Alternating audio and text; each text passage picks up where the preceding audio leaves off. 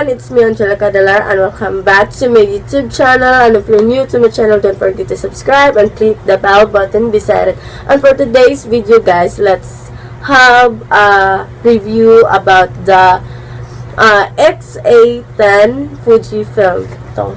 Ayan. Ito siya guys.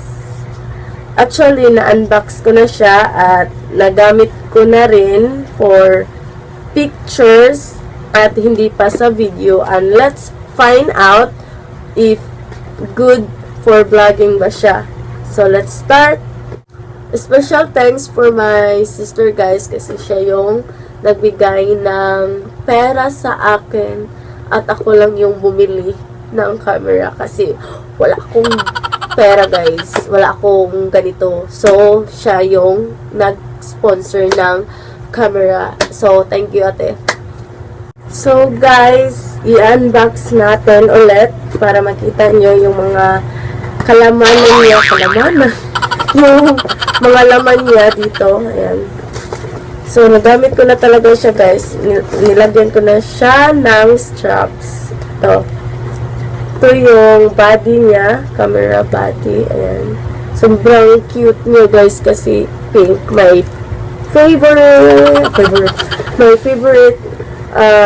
color, ayan, color pink. At yung lenses niya guys, ito, nakabalot pa sa plastic. Ay! Ito, pakita natin, ayan, sobrang ganda din, ayan, walang dents, walang scratches guys. At itong ayan, para magpo-protekta sa lens niya. Yan. Parang ganito. Ayan. At yung charger, extra straps, at extra batteries. Ayan. At may manual pa siya guys. Ito. Ayan. May manual pa siya. Tinamad akong bumasa nito guys. Binasa ko siya kagabi, pero palagi akong nag-flip ng ibang pages kasi sobrang haba at sobrang nakatamad rin. So, let's start na guys na mag-review sa item sa X-A10 FUJIFILM camera. And kailangan natin ng lenses kasi pag walang lenses guys, hindi siya gumagana. Hindi mo makita yung dito niya. Kasi ipapakita ko sa inyo ito. Pag walang lenses, ito, on. Ayan, on siya guys, pero walang yung walang mga background. Ayan, sobrang itim lang niya guys. Ayan. So, kailangan natin ng lenses bago siya i-open. So, i-off natin, i-off. At ito, tanggalin natin. At ito, wait. Nagsa-struggle talaga ako pag ito na yung gagamitin ko kasi sobrang tagal niyang ipasok at sobrang sensitibo ng camera guys. So, kailangan natin ng ingat-ingat. Mag-ingat talaga tayo kasi pag hindi natin ingatan, baka masira. Baka masira guys. So, kailangan natin ng dahan-dahan natin. Huwag magmamadali. Charot. So, here, ayan. Pag narinig mo yung click, guys, okay na siya. At pwede na siyang gamitin. Ayan. Ayan. So, okay na siya. At tanggalin na lang natin to para okay na. At pwede na siyang gamitin. Ayan. Ito yung on niya, guys. Ito. Click. Ayan. On na siya. Correct. At yung mga yung mga settings guys, ito yung menu, or dito kung mag-adjust ka, ito siya, ito yung night modes, yung manual, yung movie, ganun. Ayan, ipapakita ko sa inyo. Ito. Yan. Yan. Madali lang siyang gamitin guys kasi walang chichiburiching na maghanap ka pa ng kung saan-saan para makita mo yung hinahanap mo. So, for the volumes guys, yung mga brightness, pwede mo siyang dito mo i-click sa menu. Ito. Ayan. At click. That. At for the brightness naman, ito siya guys. Ito, adjustment. Tingnan mo to. Ito, yung tinapat ko sa kamay, sa middle finger ko. Ayan, dito. I-click. Ayan. Dito siya. Para kung gusto mong pumuti yung pictures, yung pag-take ng shots nyo, ito yung i-adjust nyo. Ayan. Sobrang puti niya. Ayan. For the darker and the brighter. So, okay. And for the video guys, ito yung i-click nyo. Ito. At ayan. For the flash guys, ito siya. Click natin to. Ayan. So, let's try it.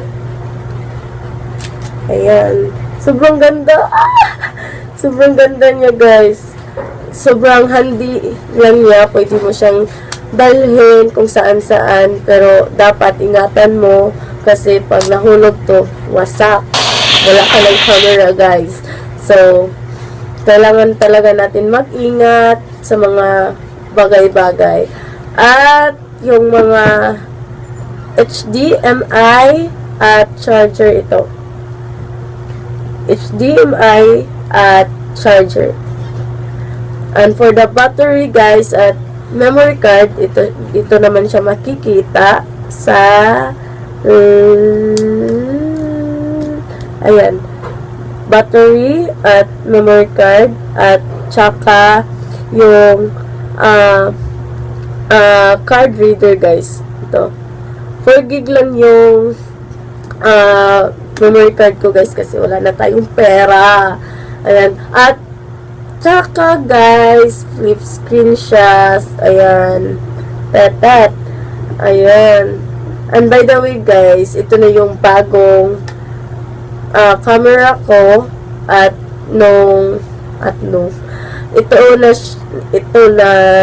ito na yung bagong camera ko at let's find out nga kung good for vlogging ba siya or hindi kasi gagamitin ko talaga siya. At yung gamit ko ngayon na camera at nung previous videos ko ay iPhone 5S lang. Ayan. Sobrang hindi tayo rich guys. Kaya tiis-tiis na lang tayo. At ano pa ba? Ito for the ayan, ito siya. Sobrang HD niya guys kasi pag nag-shoot ka guys or mag-shot ka ng pictures, pag ginaganito mo lang, hindi siya masyadong kita or blurry siya. Pero pag na-click mo to, itong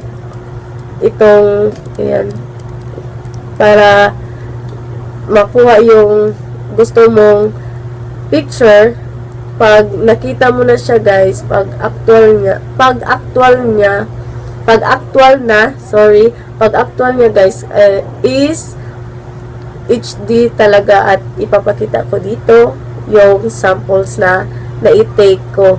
So, later, pag na-upload ko na to, ipapakita ko sa inyo. Hi guys! So, ito yung kuha ng FUJIFILM X-A10 guys. Ayan. Sobrang puti niya. At pwede din natin i-adjust kung gusto niyo ng darker or brighter. And so, i-adjust natin. For darker, ito siya. And for the brighter guys, ito. Yung tinignan ko is yung flip screen guys, at itong tinignan ko ulit is yung lens niya, at pwede natin siyang i-zoom or ayan, i-zoom natin, kita yung mga pimples natin, ayan, yung mga pores. So ayan, so pwede natin i-adjust para magiging focus sa atin yung camera. Ayan. Sobrang ganda guys. Ayan. Sobrang puti. So, i-adjust natin sa parang kulay na lang natin yung brightness. Ayan. Sobrang ganda. At hindi ko alam kung sa audio is maganda ba. Pero nung na-try ko kanina is sobrang parang bakla na ako guys, kasi yung boses niya parang hindi ko alam kung basag o para sa akin lang, kasi wala rin naman akong microphone guys. So iwan ko kung sa microphone is maganda siya or sa walang microphone. So ito, for the zoom in at zoom out guys, ito lang ang gagamitin mo. Ito. Ayan, zoom in at zoom out. Kung gusto mong kumuha ng pictures pero malayo siya, ito ang gagamitin mo. At for focus naman, ito, iikot-ikot mo lang din. Ito siya. Yung katabi ng zoom in, zoom out. Ito. Ayan, iikot-ikot mo lang siya. Kung gusto mong i-focus yung face nyo, ayan, ito ang gagamitin mo. So, yun ang kuha ng FUJIFILM camera guys, X-A10. Sobrang linaw niya, sobrang ganda ng quality niya guys. At yung mga pictures pa lang, yung pag picture taking sa video, sobrang ganda. At nakita nyo naman na sobrang okay siya. So, sa pagdating sa vlogging guys, pwede rin siyang gamitin, at kailangan mo siyang kailangan kang kailangan kang gumamit ng microphone para mas malakas yung audio niya sa camera, kasi parang hindi naman siya gaano kumuha ng mas malakas na audio guys. At yun lang sa akin. So by the way guys, yung mga pictures nyo, pwede mo siyang i-wifi at i-transfer sa smartphone nyo gamit ang camera X-A10, kasi may wifi na siya. At mag-download ka lang ng camera remote. Meron dito sa manual ko yung link, maka-transfer ka na ng mga pictures mo galing dito at papunta sa smartphone nyo. So, madali na lang siyang i-upload at i-edit. So, guys, kailangan talaga natin tong takpan, itong tatlong lenses na to, kasi pag hindi natin matakpan at mahayaan na lang natin, magiging foggy yung kuha ng pictures natin. So, yun lang guys, and thank you for watching, and don't forget to subscribe and click the bell button beside it for you to be notified if I posted another video. So, thank you guys!